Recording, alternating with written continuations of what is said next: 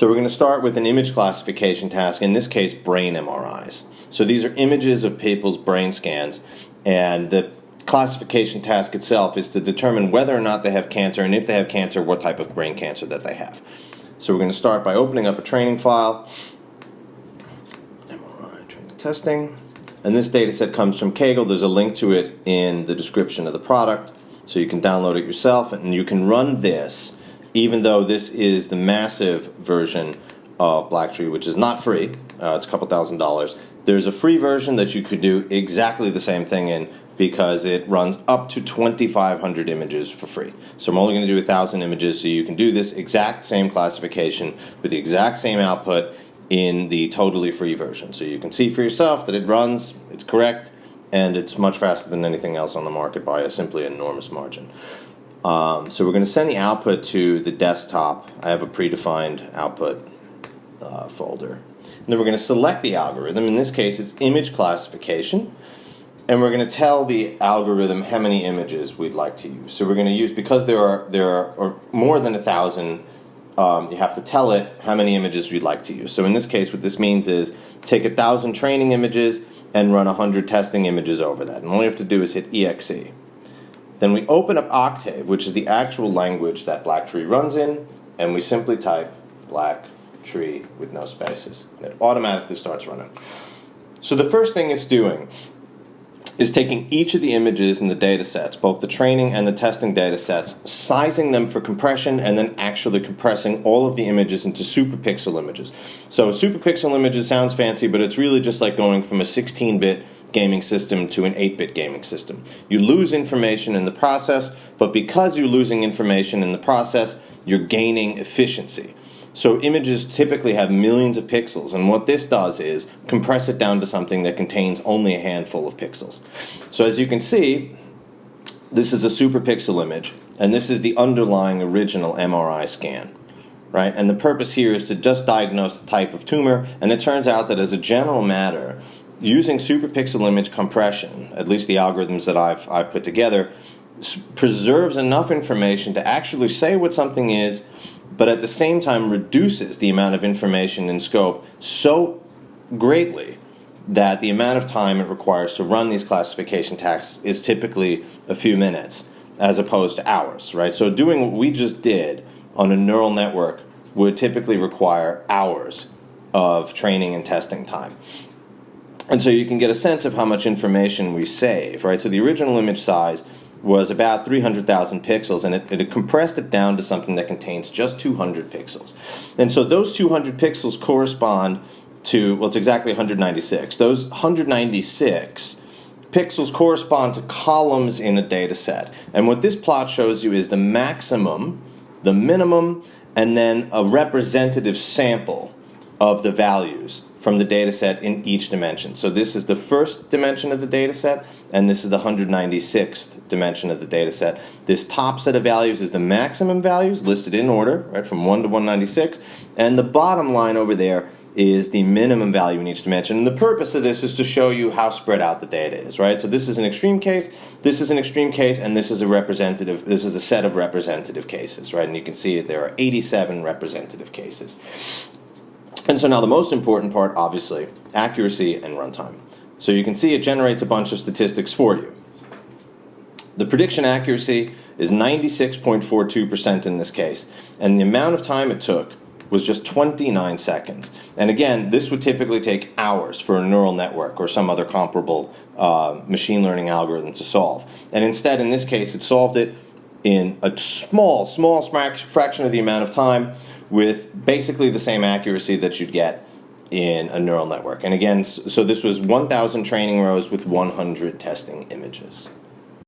So the next task I'm going to demonstrate is just data classification, and this uses an algorithm that is not included in the free version. So you can do something similar to this, but you cannot do the same thing, and it certainly will not be as fast. So I'm going to use what's called size-based classification. I'll explain what that means after the fact, but the process is exactly the same. You start with a training file and a testing file, and it produces classification predictions. In this case, I'm going to use a full single data set and have it generate a random testing data set. So what it's going to do is it's going to take the single training file I gave it, which is the UCI credit data set, and again there's a link to this so you can run a similar classification. It will just take you far longer using the free version. And it breaks it into random testing data sets, and the free version also allows you to break the data set into random testing data sets. But the thing is, this automatically, the algorithm I'm going to use, size-based classification, automatically produces some number of random testing data sets. So we have to say that there's no testing file, right? It's going to remember our selection for the training file. Now we're telling it that there's no testing file, and you saw the options changed because I clicked the size-based classification button. So the options automatically update based upon your algorithm selection, right? So I can't do these things anymore because they don't make sense for the algorithm. You can read all about it online. There's a description of these processes on Blacktree's website, and there's a link to those descriptions below. But for now, the important point is that there's no testing file, and there's instead a random testing data set that's being taken from the full file. And that is going to define the classification test. So I'm going to put the number 1 here. And all that means is do this process once. Because this process is so efficient, and I forgot to select the output path, and that's actually a good thing. It shows you that the machine helps you catch your own mistakes. So what that means is you run this process exactly once on the training testing pair that gets generated. And the reason there's an option to do that is because it's so efficient you can run it hundreds and thousands of times even in a very, very, very short amount of time. This data set is particularly large, so this data set has 30,000 rows, and this will produce 25,500 training rows and 4,500 testing rows automatically. So we'll hit EXE, and we'll run Blacktree. So again, this is a classification task that involves running 4,500 testing rows over a training data set of 25,500 rows, and as you'll see, it happens in seconds.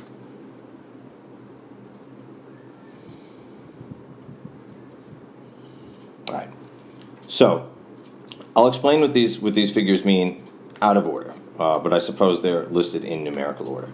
So what this graph shows you is prediction accuracy as a function of predictions that get rejected. So during this process, in addition to classifying the testing rows, the algorithm calculates a measure of confidence. And there's a second step where it eliminates predictions as a function of confidence. And so what you're seeing here is accuracy increases as we filter out more and more predictions. So by the time we get rid of basically 90% of the data, we're probably around 85% accuracy, right? So again, this produces solid classifications in about 3 or 4 seconds on a data set that contains 30,000 rows. There is simply nothing like this on the market, not even close. So let's take a look at the statistics. The total runtime was 3.1 seconds. The average classification runtime is 2.7 seconds, and because we only ran it once in this case, these figures are basically the same, since most of the time is spent classifying the data. And you can see, so what these statistics mean is, right, so there's 2 ways to filter the data. One is binary confidence, which is what the image classification algorithm does, and that produces an accuracy of 77%. And the other way that it filters predictions is using continuous confidence, which is the curve I just showed you. So we get an accuracy of 85% when we reach the 91st percentile of the data. And again, this was done in just 3 seconds.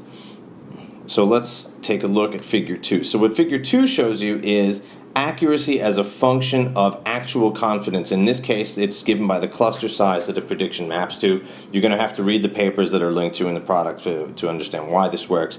But the basic idea is the more information there is in a prediction, the more reliable the prediction is, and that is actually borne out empirically when you run this algorithm on data sets. You see that cluster size and confidence generally produce higher accuracies. So as you filter out predictions, you get higher and higher accuracies. So this graph is the same graph that you saw in the other example, which just shows the extreme values in the data set and a representative sample. So as you can see in this case, the values are actually tightly huddled around the minimum.